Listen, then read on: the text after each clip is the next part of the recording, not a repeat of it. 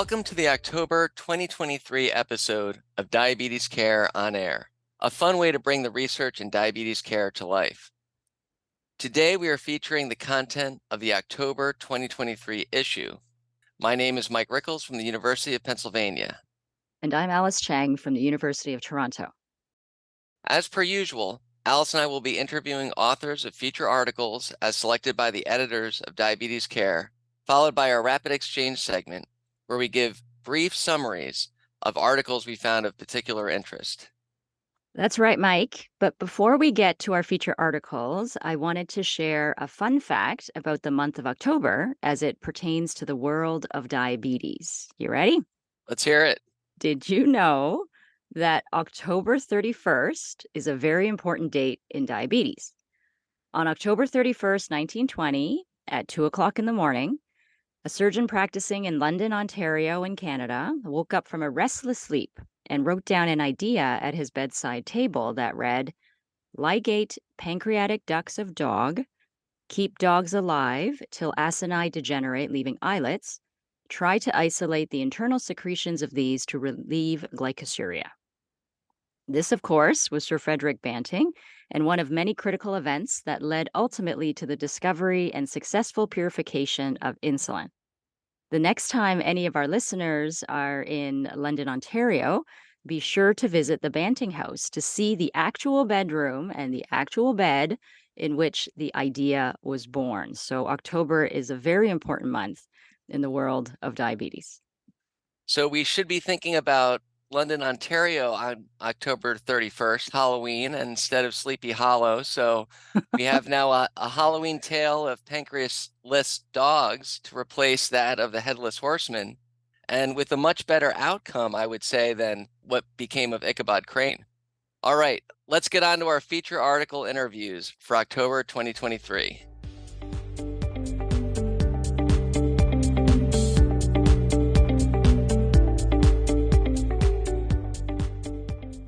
One of the feature articles from the October 2023 issue of Diabetes Care is titled Artificial Intelligence and Diabetic Retinopathy, AI Framework, Prospective Studies, Head-to-Head Validation, and Cost Effectiveness.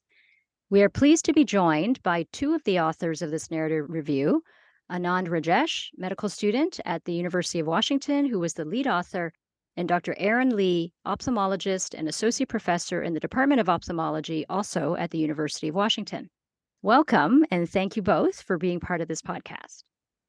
Thank you, Dr. Chang, for this opportunity. I'm excited to share a little bit about the paper. So congratulations to you and your colleagues for this thorough and thought-provoking feature article.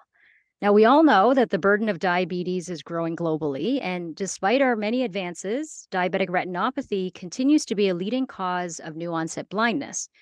We know that regular screening is recommended by all guidelines from around the world, but implementation remains a challenge. In this review, you tackle the issue of artificial intelligence algorithms to detect referable diabetic retinopathy, the evidence and the practical considerations. So, why was this an important topic to review?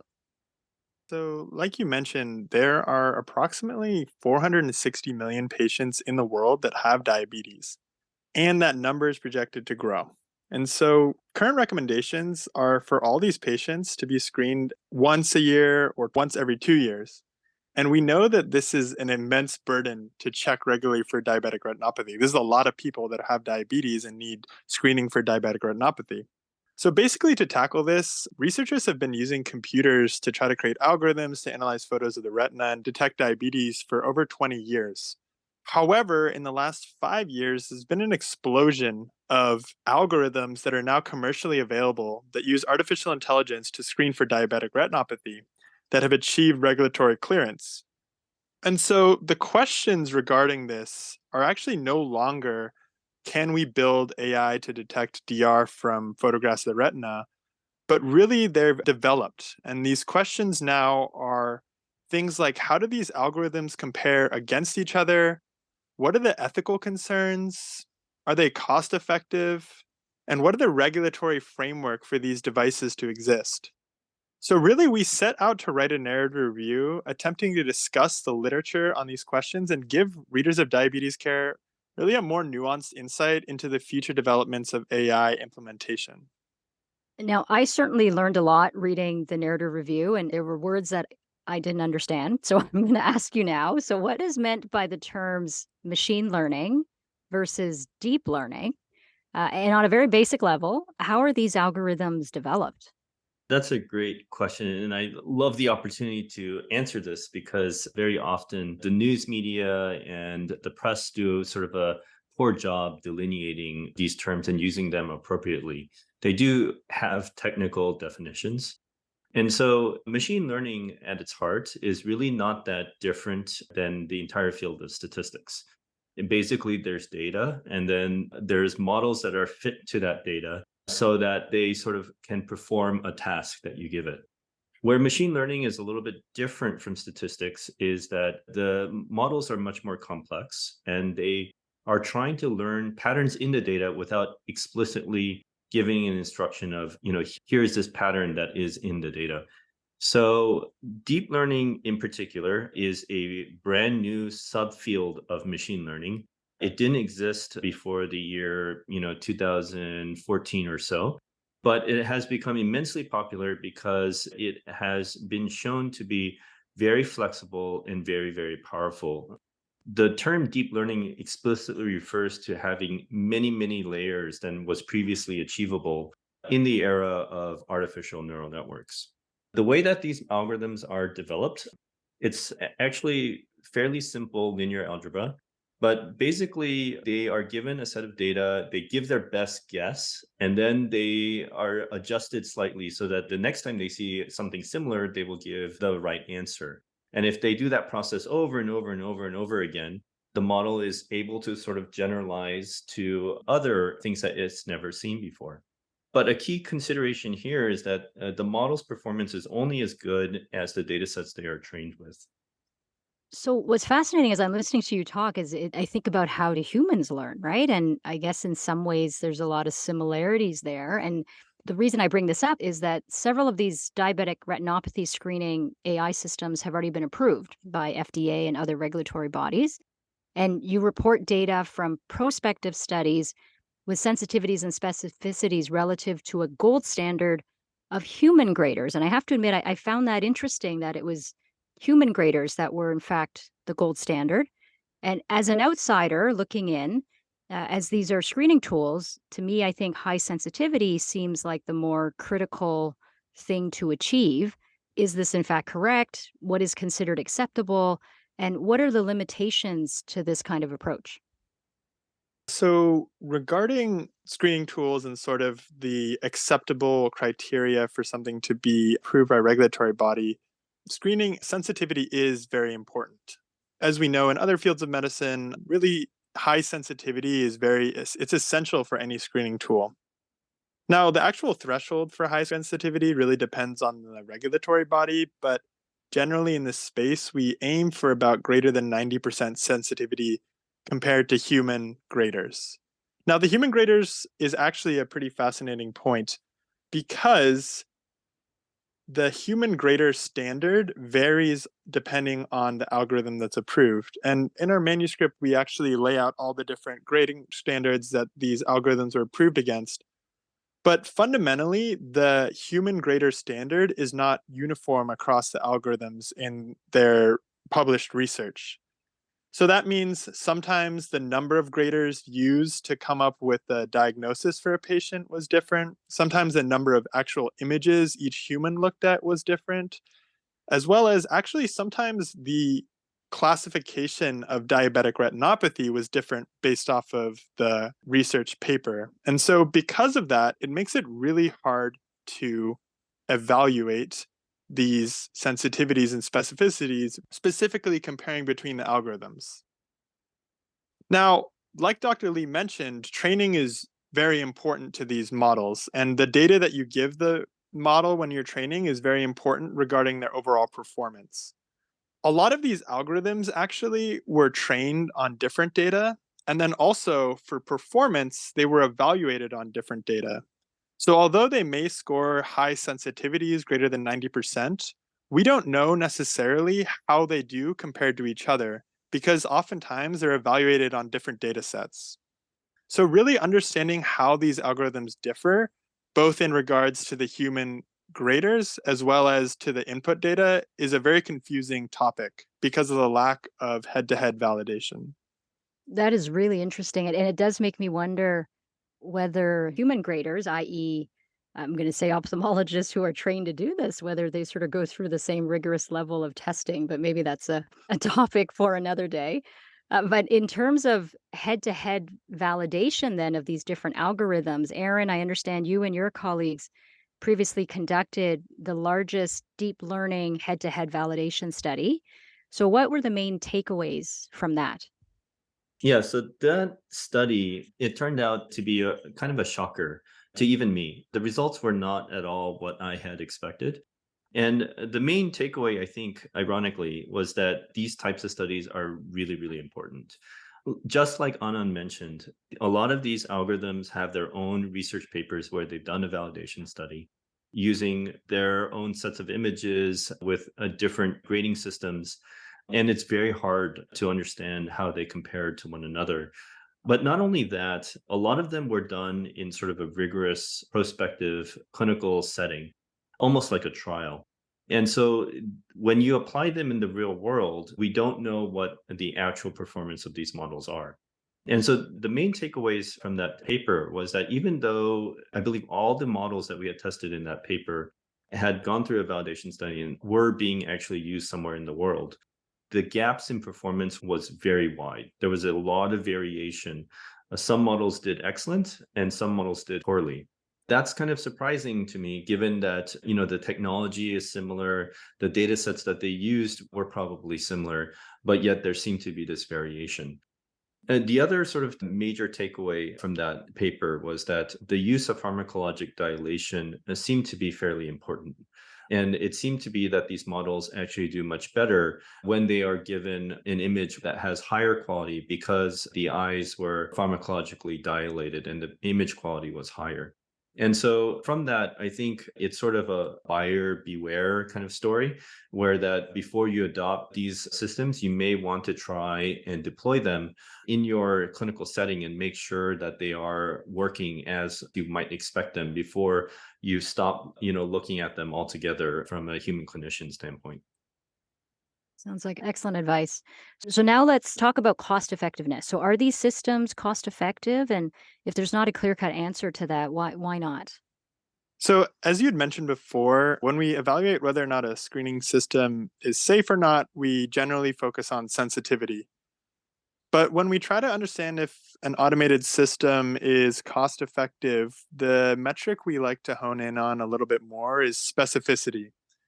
So, if our algorithm has a high sensitivity and it refers every single person, it may be very sensitive, but if every single person is actually referred and they don't have diabetes and they all get an eye exam, that will be very costly upon the system. And so, really, what ends up happening is they need to tune these very well to have both high sensitivity and high specificities. And in theory, a highly sensitive and highly specific system or AI model should be cost effective because really we're only finding the patients that have diabetic retinopathy and making sure that they receive adequate referrals to ophthalmologists. Now, the cost effectiveness really does end up being a complicated topic because of a lot of factors. So, one of the things that is challenging, at least historically, has been the actual cost of the device. So, only a few years ago did CMS actually approve a reimbursement code for artificial intelligence reading of fundus photography. And so we're still actually figuring out a financial reimbursement framework for these AI systems. And that's just in the United States. Really, the cost of these screening really depends on sort of country specific reimbursement structures that varies again by every single country and how their healthcare system works. Now, because of these complicated topics, really the literature is very conflicting regarding cost effectiveness. We do address some of the studies that have been done, but unfortunately, it is a little bit unclear. Sometimes studies show that they are cost effective, sometimes they show that it may not be as cost effective as you think, but certainly There's a lot more regarding cost effectiveness of these devices that we still need to find out, and that will probably come in time as we continue to be able to deploy them clinically.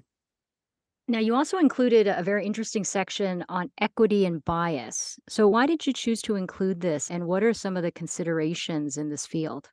That's a great question, and one that I think doesn't get enough light. These issues with regard to equity and bias and AI models are, it's a really big issue for the field of medicine. And it's because we want these tools to be used widely. We want them to work across the diversity of human population, ideally everywhere in the world. But one of the Achilles heels of deep learning systems in general is that they are very, very sensitive to what they are trained on. And so, sort of a concrete example of this in this context is that if a deep learning model was only trained on retinal images obtained from white people, for instance, then when you go to apply that model to other races, that model might make mistakes and it might incorrectly say that somebody who has diabetic retinopathy is actually normal. And that's a really big deal because you can systematically harm a entire segment of the human population. And so it's really important more than ever for these models to take into consideration equity and bias from the very beginning of the development of these models so that we don't inadvertently harm a segment of the human population. Very interesting. Not something that I'd thought of, but what you say makes a lot of sense. So, thank you for that. Now, what about medical legal considerations then? Because you did have a section about that as well.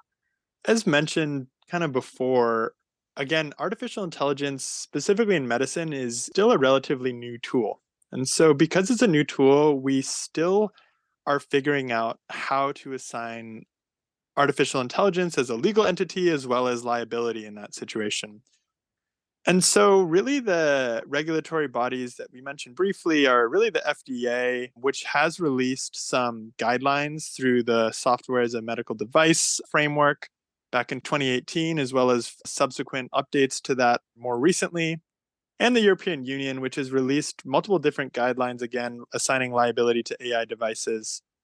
But this is still a very new legal area, and it likely will continue to mature as these devices continue to be adopted clinically. One area I think that is an area that's certainly a gray area that we're still trying to figure out is what the liability is for these devices regarding things that they're not approved for. So currently in our framework, these algorithm creators are medically liable for any indications that they're approved for. So for instance, these AI algorithms that are approved for screening for diabetic retinopathy is certainly liable for any mistakes that the algorithm may make regarding calling something normal when they may have had vision threatening diabetic retinopathy in the retina, for instance. But what is unclear currently is who is liable for indications that the algorithm that aren't approved, but that could be life threatening. So, for instance, if a patient had papilledema due to a brain tumor or maybe a choroidal malignant melanoma, and the model says, oh, there's no diabetic retinopathy, and don't refer the patient, but it just misses that other very important diagnosis, we're not currently sure about who will be liable for that misdiagnosis. And that's a gray area and liability that are certainly needed to continue to have further developments for as these algorithms are developed and implemented clinically.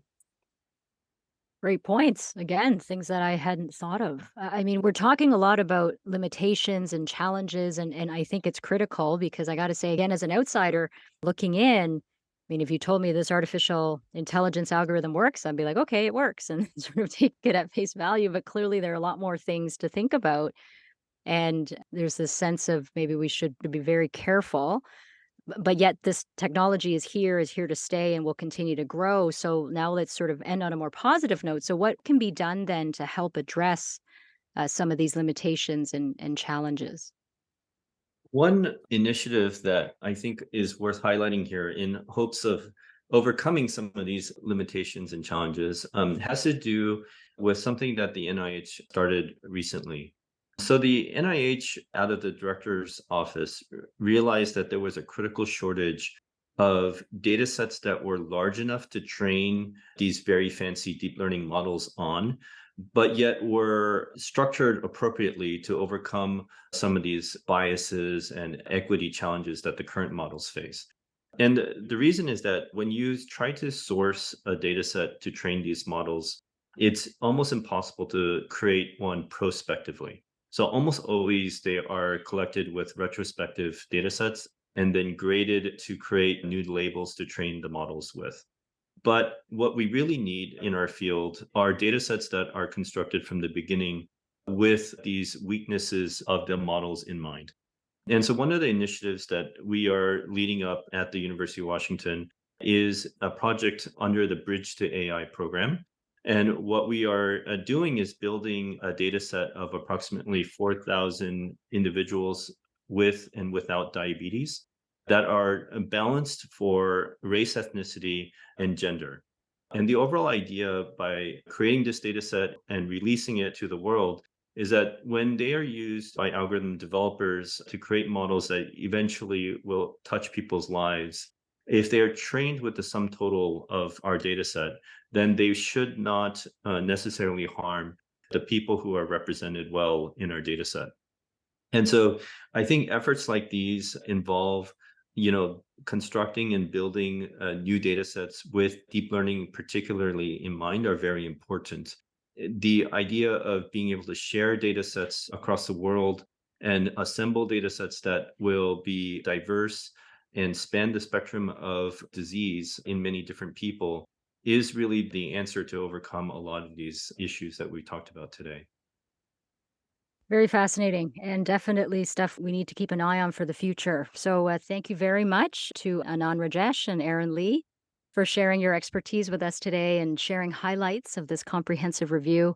My big takeaway is that although artificial intelligence has the potential to be a very powerful tool to help guide clinical care, it is critical that appropriate validation be performed and careful consideration of how to practically integrate into various healthcare systems around the world and to ensure equity and to try to eliminate bias. So, thank you very much for this conversation. You and your colleagues will be busy for a very long time.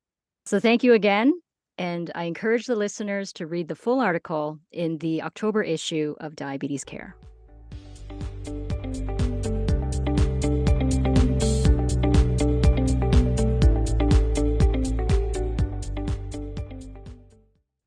In the October 2023 issue of Diabetes Care is a feature article entitled Refining the Definition of Stage 1 Type 1 Diabetes, an ontology-driven analysis of the heterogeneity of multiple islet autoimmunity. I'm very pleased we have joining us the article's lead author, Dr. Brigitte Frohnert. Dr. Frohnert is an associate professor of pediatrics and endocrinology at the University of Colorado School of Medicine and practices at the Barbara Davis Center for Childhood Diabetes. Welcome, Brigitte. Happy to be here. Congratulations to you, Brigitte, and to your co-authors from the Type 1 Diabetes Intelligence Study Group on this feature article. Your study investigates the impact of varying definitions of multiple islet autoantibody positivity on progression to clinical or stage 3 type 1 diabetes. And this is among more than 16,000 infants and toddlers from Finland, Germany, Sweden, and the United States. All of the participants were at increased risk for type 1 diabetes and followed for up to 15 years. Can you please take us through your definitions of islet autoantibody positivity, their stringency, and your main study findings? Sure. I think a good place to start is just to remind the audience, and many of them might know, that in 2015, Insula et al. Set forth a scientific statement by the ADA, the Endocrine Society, and the JDRF that first proposed the staging of pre-symptomatic type 1 diabetes.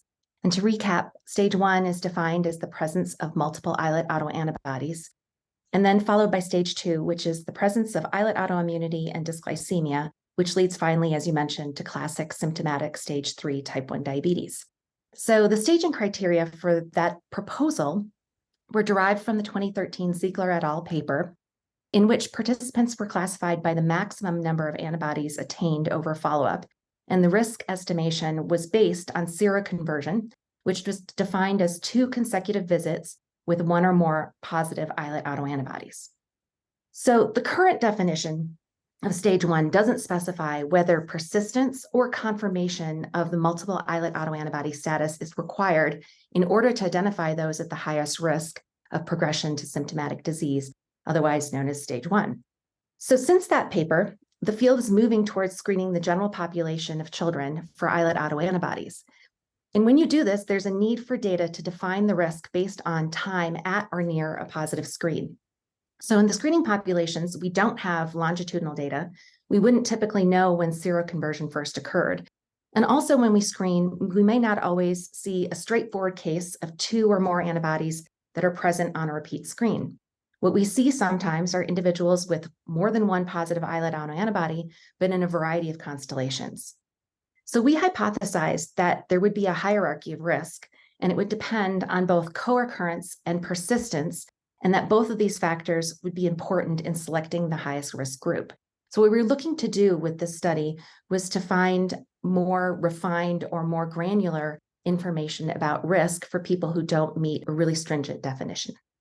So we first derived an ontology of definitions of increasing stringency. So the least stringent definition is the presence of 2 or more antibodies, but not necessarily at the same visit and not necessarily showing persistence between visits. So in other words, a person could be GAD positive on one day and IAA positive on a subsequent visit. And we call this MIA, or multiple islet autoantibody, NE. The next level of stringency was co-occurrence of 2 or more antibodies, but there was no requirement for persistence. So this was MIA, same visit. The next we had co-occurrence of 2 or more antibodies with at least one of them present at the next visit. So that was defined as MIA persistent 1. And then finally, we had the most stringent, which matches more or less the group in the Ziegler et al. Paper. And that was 2 or more antibodies positive, and at least 2 of them were persistent at the next visit. So that's multiple islet autoantibody, MIA persistent 2. So when we looked at the 16,000 participants who were enrolled by age 2.5, 865 met at least one definition of MIA. They were placed in the most stringent category. So as you can imagine, the most stringent category individuals met all of the definitions. So we put people into the most stringent definition that they fit, and then looked at, as a starting point, rather than using seroconversion or birth, we used the time at meeting multiple islet autoantibody positivity definition. And then we looked at incidence defined from that point. So we found what we suspected, that there was indeed a difference between having multiple antibodies in different constellations. So if you looked at the people who had the least stringent category, so that was 1 antibody on one visit and a different antibody on the second visit, their 15-year cumulative incidence was 18%. Next, the multiple same visit was 50%. Multiple persistent 1, so only one of those antibodies was persistent at the next visit, was a 75% 15-year incidence. And then finally, the most stringent category was an 88% 15-year cumulative incidence. So this showed that in order to select individuals at the highest risk, we need to look at both co-occurrence and persistence, and both of these are important. So in terms of defining stage 1, the definition should likely include this refinement, or one should recognize lower levels of risk and perhaps call them something different. The other thing that we looked at in this paper is we looked at the impact of age on risk and showed that for that highest risk group, you can look at it one of 2 ways. If you're in that highest risk group, it was only the youngest children where age mattered. So anybody over age 2 progressed pretty similarly from multiple islet autoantibody persistent 2, or what we would call stage 1, to stage 3, whereas the youngest children were a little bit faster. So that basically says that when you're in that highest risk stage 1, for most age groups, you're progressing at a pretty similar pace. And then interestingly, the MIA-NE was their risk for 15-year incidence was actually lower than someone who had a single persistent islet autoantibody positive. So that indicates that people with that constellation of one antibody at one visit, a different antibody at the other visit, or more likely to be a false positive. And now your paper looked at the persistence at the next visit in terms of confirmation, but also one of the strengths of your study was evaluating for evolution and persistence of multiple islet autoantibody positivity over a 2-year period of time. Can you tell us what is learned that may be different through reevaluation over this 2-year period rather than making only an initial screening and confirmation determination of multiple islet autoantibody status? Sure. So based on our work, the multiple persistent 2, so 2 or more persistent, is that highest risk group, with the other categories, as mentioned, kind of having a decreasing level of incidence. The interesting thing is that if you look at that second group, the multiple persistent 1, so we only saw one persistent antibody at the second visit. If you follow them for 2 years, a portion of them will develop into multiple persistent 2. And then they go on to look like multiple persistent 2 in terms of their long-term risk. Anybody who doesn't get to multiple persistent 2 over those first 2 years, their risk gets to a lower kind of risk similar to the lower stringency definitions. So that 2-year follow-up is helpful in terms of seeing whether or not somebody is truly going to be in that highest risk category or whether they're going to stay at a lower risk. And how do you envision this work will inform when and how often we should be evaluating patients with multiple islet autoantibody positivity for dysglycemia or abnormal glucose tolerance, that we need to define stage 2 type 1 diabetes in order to determine eligibility for now FDA-approved disease-modifying therapy? Yeah, that's a really great question, and someplace I would like to be able to take this work next. One of the problems with monitoring for dysglycemia in both this study, the source studies, and other studies such as TrialNet and TEDdy that have looked at children prospectively is that the gold standard, OGTT, is not acceptable to all participants. As you can imagine, having an IV placed, spending 3 hours in a study clinic is not something that every family is willing to do, and also doesn't really work in the youngest children who, as we know, are the highest risk of rapid progression. A1C is another option for monitoring for dysglycemia, but it can really miss the rapid evolution that we see, especially in the youngest children, and it's not very sensitive. So if the A1C is abnormal, you are pretty sure that that person is now stage 2 or stage 3, depending on the level. But we have seen kids be diagnosed with stage 3 by other criteria where the A1C is still either normal or pre-diabetes sort of range. So there's a lot of work looking at the use of continuous glucose monitoring for this population. But getting back to your question, because it's a little more challenging to define in this population, where does dysglycemia happen? We don't have great data for that stage 2, at least not as robust and not as complete in this population. But I do think if you look at the multiple persistent 2, they have a 50% 5-year incidence. And so you really are needing to be following people over that short term. And the youngest children are even more rapid. So our policy in our prospective studies here is that we follow the stage 1 children every 3 months and with A1C and CGM, and then every 6 months with OGTT if possible. We also have families doing intermittent fingerstick blood glucose testing to pick up on those changes that are happening. But I think this is definitely an area of work that's really going to evolve in terms of how we define stage 2, how we monitor stage 2. We're still very much working out what's the best way to do that. That's great. And I want to go back to the question of second or third autoantibodies. And your article discusses how when there's transient positivity, especially when that's unaccompanied by a second positive autoantibody, that may represent false positives and certainly remains in a low risk tier. But interestingly, once 2 or more autoantibodies have occurred simultaneously, are confirmed, but then subsequently over 2-year follow-up, it seems that losing positivity for one does not necessarily at that point mitigate risk for progression. And your article found that if you had 3 positive autoantibodies that were confirmed, losing positivity for one of those was actually associated with an increased risk for progression to stage 3 type 1 diabetes. And so I was wondering what you thought might be going on at a mechanistic level where loss of a biomarker is occurring despite clear progression of the underlying disease. Yeah, it's a really great question. And the short answer is we don't really know. So some speculation. So we know that the autoimmune process that results in pancreatic beta cell destruction is complex, and it's largely attributed to autoreactive T cells.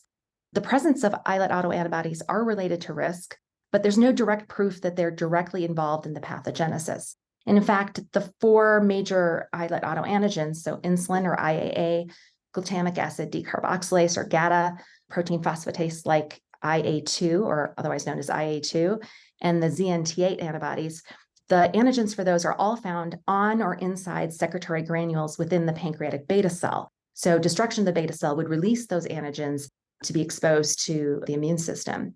So it might be that destruction of beta cells, when the number or the amount of beta cells has fallen, at some point there's less exposure of those autoantigens, and that's why you're losing antibodies. There's also some lines of evidence supporting a role for autoreactive B cells in the process. So it's not entirely clear, but one of the thoughts is that you, at the time that you're losing antibodies, you've basically lost more of your pancreatic beta cell mass. And that fits with other studies have also shown that loss of antibodies at the end can indicate that you're getting close to stage 3. And I'm interested in this as an adult endocrinologist, where I often see classic stage 3 type 1 diabetes present with a single positive islet autoantibody. So I imagine some of these may be those cases of a persistent single autoantibody positive result that do progress, albeit at perhaps slightly slower than those with multiple positive islet autoantibodies. But also, do you think some of these represent cases where they were once multiple islet autoantibody positive and have now gone on to lose one or more positive antibodies as their disease process progresses? Yeah, I think there's definitely evidence that both of those are happening. So in this paper, that figure that you mentioned, where over the 2 years follow-up, people lost antibodies, there's about 18% of the MIA persistent 2 who were single antibody positive by 2 years follow-up, but then progressed to stage 3, or a good portion of them progressed to stage 3. There's also a previous paper from this group where we used machine learning to categorize this entire tie-dye population into antibody trajectories based on age and antibody positivity. So basically, the machine learning algorithm was looking for patterns of positive and progression to either more or less antibodies. And that algorithm basically divided the group into 3 main trajectories. And in the trajectory that started multiple antibody positive at the first visit, so at seroconversion, they were multiple antibody positive, about 30% of them had lost all but one antibody by the time they progressed to stage 3. And that last antibody, as mentioned, when you're looking at people prospectively, is sometimes a sign that stage 3 is imminent. The rest of them, of course, did progress to stage 3 when they still had multiple antibodies. So that's super interesting. And as you mentioned, moving now towards population screening and not having the advantage of a longitudinal follow-up for each individual screen, that when we capture someone with less than multiple autoantibody positivity, how do we place them in terms of thinking? Certainly, you would want to see a single autoantibody persist. And so whether that's persisting in the evolution of a previous loss from multiple autoantibody positivity or may still yet progress seems to be an open question. But where are we in sort of knowing that you can present with stage 3 disease with a single positive islet autoantibody? Are we anywhere towards defining stage 2 under circumstances where there might be only a single rather than requiring multiple islet autoantibody positivity? That is an excellent question. And I think when you look at the current definition of stage 2, it recognizes that people at stage 2 might not still have multiple islet autoantibodies positive. They may just have one. And especially if you're first meeting somebody at screening and they're already at what appears to be stage 2. Where it can get tricky is if that person also phenotypically has elements that suggest type 2 diabetes, for instance, a family history. So I think in the future, what's going to become more helpful is use of genetic risk scores. So in both European cohorts and American cohorts, we've used genetic risk scores and shown that individuals who are following that trajectory of type 1, that the genetic risk score really associates with the people at the highest risk of progressing to stage 3, type 1. And conversely, the genetic risk score for type 2 diabetes is actually quite useful in differentiating individuals who are type 2. So I think that's going to become more useful. I also think that in terms of defining stage 2, the advantage of being able to follow people and see progression of dysglycemia really illustrates that the hallmarks of loss of beta cell function. So individuals who are progressing to stage 3, we see higher and higher postprandial peaks. And that's where use of continuous glucose monitoring can be really helpful in terms of seeing where people are at in progression. So that really sounds powerful. The combination of what we are learning about the evolution of multiple islet autoantibodies, but on the background of someone's own genetic risk for type 1 or type 2 diabetes, and as well those evaluations for dysglycemia and applying that pattern recognition as well to really understanding what fits most like underlying progression of autoimmune diabetes. And so I think that's really terrific and going to be super informative for all of us in practice trying to identify patients earlier in the disease course to get appropriate interventions. And finally, do you have any takeaway messages for the readers? Yeah, I think with the advent of our first intervention for stage 2 type 1, there's a lot of enthusiasm and excitement about the potential for population screening, which I really hope is going to become standard of care. I do think it's really important for providers talking to families to be cautious about calling someone stage 1 before there is confirmation with a second test. That there are people who are going to be in these intermediate or lower risk categories. And while they should probably still be followed, I think being judicious in the level of risk that we attribute to single antibodies or some of the less convincing constellations of multiple antibodies is going to be really important to give families and patients an accurate prognosis in terms of risk. Dr. Brigitte Frohnert, I really appreciate you sharing your expertise and insight with us. As screening practices develop to identify individuals at risk for clinical type 1 diabetes who may benefit from interventions, as you mentioned, with now approved, potentially disease-modifying therapy, this work will undoubtedly contribute to new testing algorithms. Thank you, Brigitte, and our listeners, who I encourage to access the full article in the October issue of Diabetes Care.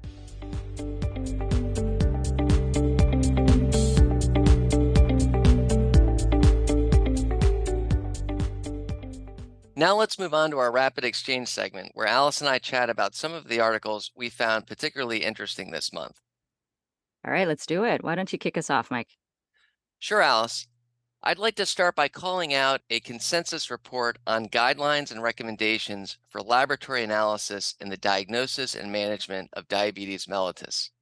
Dr. David Sachs from the National Institutes of Health and colleagues developed evidence-based recommendations for laboratory testing that goes beyond measurement of glucose, hemoglobin A1C, and ketones that we are all familiar with in clinical practice, and also includes recommendations on when to consider genetic testing and assessment of islet autoantibodies and beta cell peptide measurements. New for me was the strong recommendation for genetic testing, not only for monogenetic diabetes syndromes such as neonatal diabetes and maturity onset diabetes of the young, where knowing diabetes-associated mutations can inform treatment options, but also the strong recommendation for using polygenic risk scores in individuals who cannot be clearly classified as having either type 1 or type 2 diabetes. Very interesting indeed. And I think it's moving us closer and closer to the idea of personalized medicine, right? And really figuring out what the individual in front of us has and helping them in that way. And I'm a huge Star Trek fan, so I'm always thinking about one day we'll get that tricorder where we can just sort of scan the person in front of us and know exactly how to help them. So I think this is, to me, one step closer to the tricorder. So this is a happy thing. Now, there were lots of cool articles this month, and it was hard to narrow things down. And the first one that I'm going to introduce is actually on a topic that is so clinically relevant that it's surprising to me how little we talk about it. And that's menopause and glucose regulation. So, Miss Esther Specksnyder and colleagues from the Amsterdam University Medical Centers in the Netherlands performed a systematic review and meta analysis looking at the effect of postmenopausal hormone therapy on glucose regulation in women with type 1 or type 2 diabetes. They were able to identify 19 randomized controlled trials with a total of only 1,412 participants, of which only 4% had type 1 diabetes. In this analysis, hormone therapy reduced A1C by a mean of 0.56% and fasting glucose by a mean of minus 1.15 millimoles per liter, but 50% of the included studies were at high risk of bias.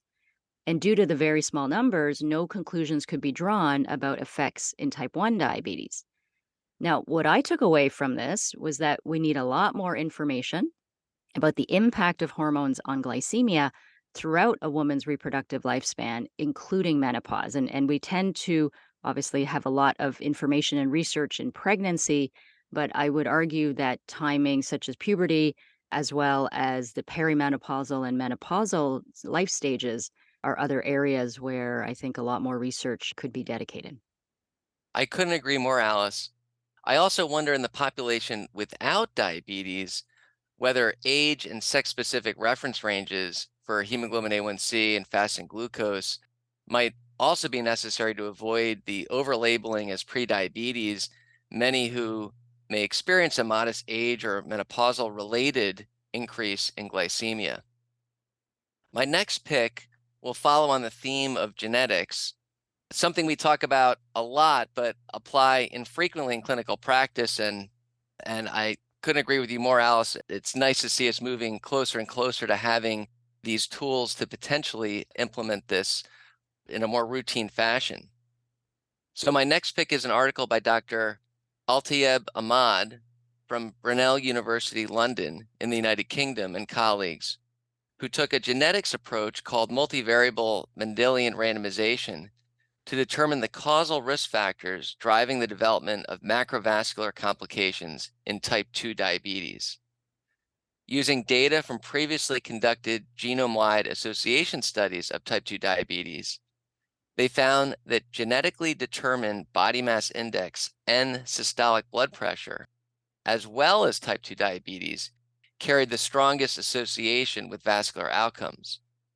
These results emphasize the importance of addressing body weight and blood pressure management in addition to glycemic control for the prevention of macrovascular complications in individuals with type 2 diabetes.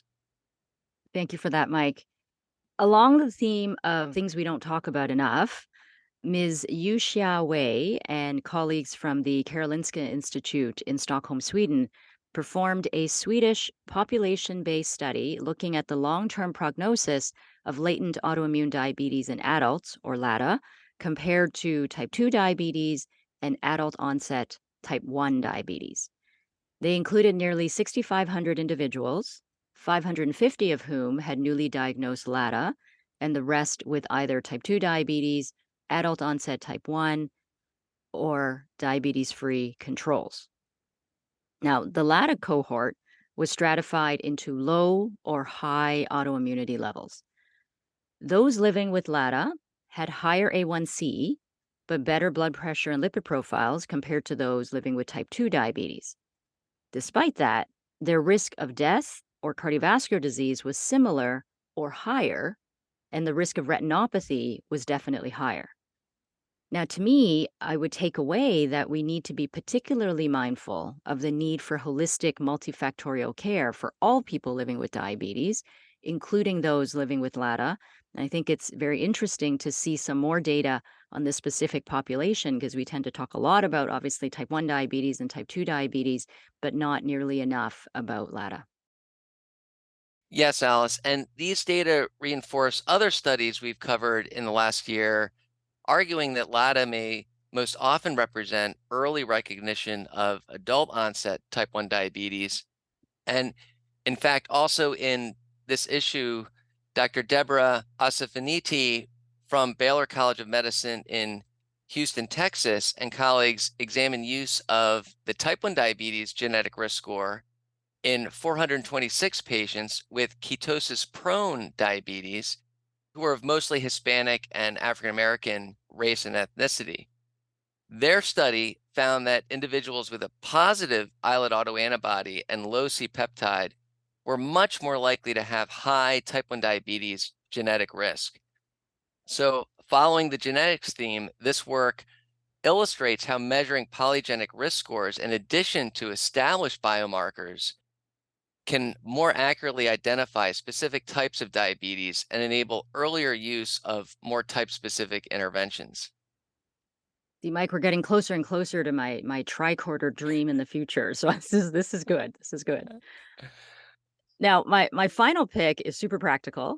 Dr. Anna Berg and colleagues in Denmark performed a cluster-controlled intervention study testing the efficacy of a basic skincare program to reduce diabetes device-induced skin reactions in 2 pediatric centers.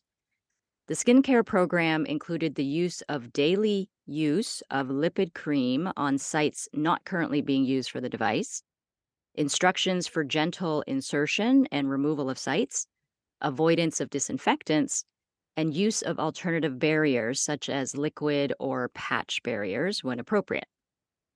Now, 170 children or adolescents were enrolled, and they found that the adjusted odds ratio for wounds was reduced by 71%. Eczema or wounds did not reach significant reduction, although the numbers were suggestive, with 33.6% of the intervention group experiencing eczema or wound, compared to 46.6% of the control participants. Now, these data suggest that this basic skincare program partially prevented diabetes device induced skin reactions, and further studies will be interesting to help us determine best practices. But to me, those steps seem very reasonable and things that I think are probably appropriate for us to even be recommending now. Thanks, Alice. Yes, that is super practical and important as skin problems are one of the leading causes of device use interruption or discontinuation. And I agree, this approach could be a big help for our patients right now. This brings us to the end of another episode of Diabetes Care on Air.